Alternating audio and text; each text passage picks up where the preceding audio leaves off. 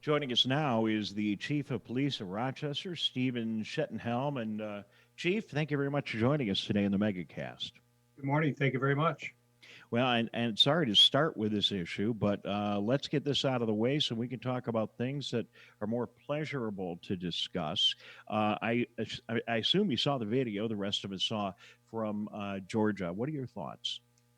Well, I think anytime a police officer chooses to discharge his weapon, um, it certainly leads to a tragic situation. It's not something that is taken lightly by any police officer, and the outcome here certainly is something that will be reviewed and um, adjudicated both internally by the police department for the two officers and also by the criminal courts. They should see fit. So, um, it's any loss of life is tragic, no matter the circumstances, and it certainly points out again the efforts that are needed in training and equipping our officers to properly try to de-escalate situations prior to that fatal use of force. Well, clearly, with these officers, they either shouldn't be police officers, or there's a training issue going on here that has not given them the information and the background they need to handle a situation like that. Well, again, it's a very, these situations of use of force evolve rather quickly. One of the officers was disarmed of his taser, and I'm sure that was unsettling to him and made him make this decision that maybe you or I would not have made given the same set of facts. But, Well, and let's be honest. Let's be honest. As long as we're talking about this, in case there's anybody that didn't see it, let's be honest and say that having to make a decision like that in a split second, and then have the entire world Monday morning quarterback it is not real easy, and maybe it isn't fair. That being said, this individual made things tough for himself because when the police arrived, they tried to cuff him. You could see it in the video. He resisted arrest. He grabbed their taser. He fled. He shot back with the taser. These are all things that I just can't ever imagine doing when encountering a police officer. And so that individual, even though he does not deserve to be dead today, did a lot of things that were, at the very least, not very smart, and on some level, are a contributing factor. Doesn't excuse the police officers, but those things shouldn't happen. Can you recall any situation in your tenure that you have had a scenario similar to that where you've seen that level of resistance from someone, even going to the point of grabbing a weapon of one of your officers? Fortunately, we have not had that level of situation where someone has been disarmed either by their weapon or their taser. We've had people that have grabbed for an officer's weapon, but they were able to use force to bat that away and prevent that from happening. I mean, we strongly encourage people, obviously, to try to comply with the police, kind of use a slogan of comply, then complain. If you take exception to what the officer is doing, you certainly have avenues in which to make a complaint with the police department, to have that reviewed. Most cases, as we've seen in these cases, are on videotape. So complying keeps everybody safe. It keeps the officer safe, and more importantly, it keeps the people that we're interacting with safer.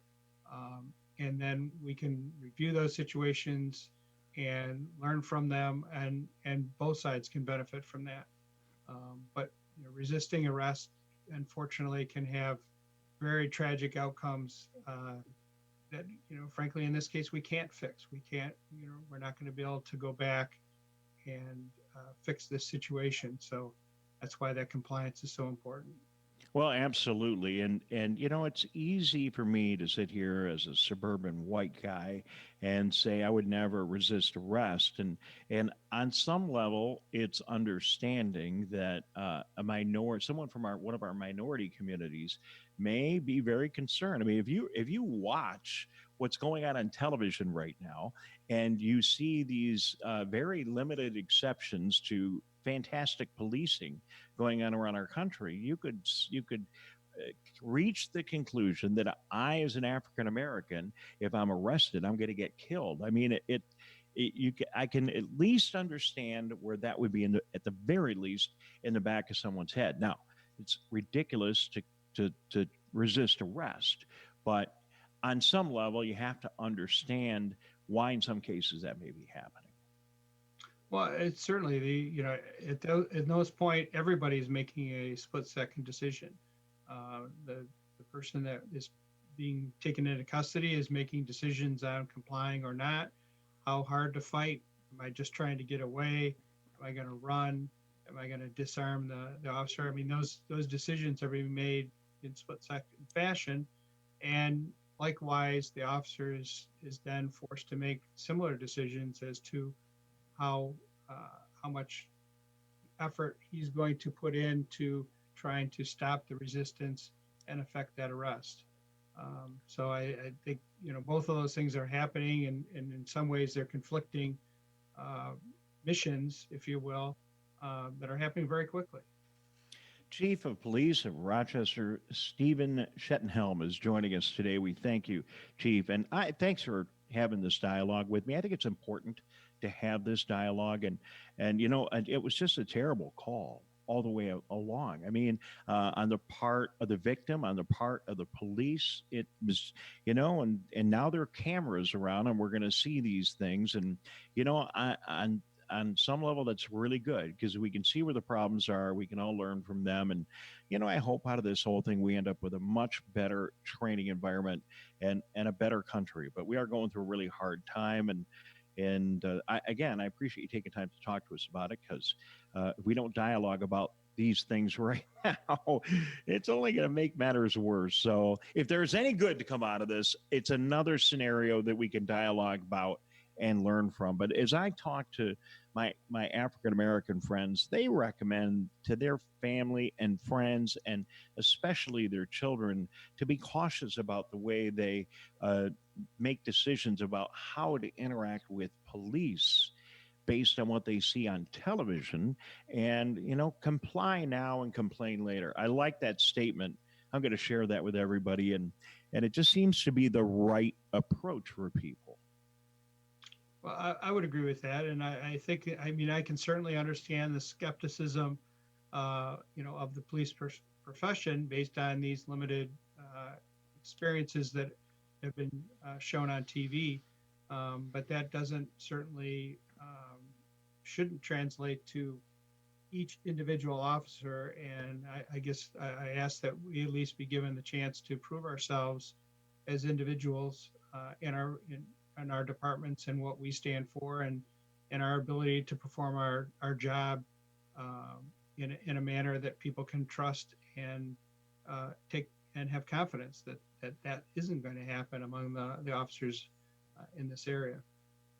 So, good on the good news front, today marks the opening of a number of different classes of businesses. We're going to see hair salons open, nail salons, and the like. And we continue to make our way out of our businesses being closed and the stay-at-home order.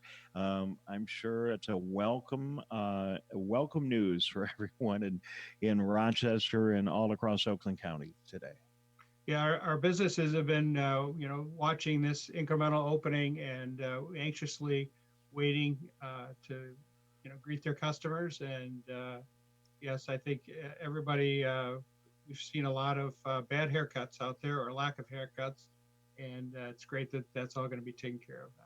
Yeah, in fact, one of the producers put a note here in front of me because they put questions together. I don't always use them, but one of the questions on the question list for you today is, do your officers have a haircut policy? What have you been doing over the last couple of months about that? Well, we've got a lot of, my wife cut mine a couple of times during this period of time, and so a lot of people have been, doing the at-home hair cutting and that sort of thing. So we've made it. Some of them look better than others, but we've done all right. Oh, you look great, Chief. So thank you very much. And yeah, I tried to do my own. It doesn't really work out too well. I'm looking forward to getting a trim in the next couple of days as soon as we can get in and have an opportunity to do that. I've said a number of times that untangling all this is a little bit more difficult than setting up all the restrictions around the state. And as we untangle, we need to be careful. We've seen other states around the country, their COVID 19 numbers start to spike a little bit. And over the weekend, in my travels, I saw a couple of establishments that where there clearly was not a single person inside of them wearing a mask, and there wasn't a lot of social distancing going on, and you can understand that happening, I guess, but I think people really need to be careful.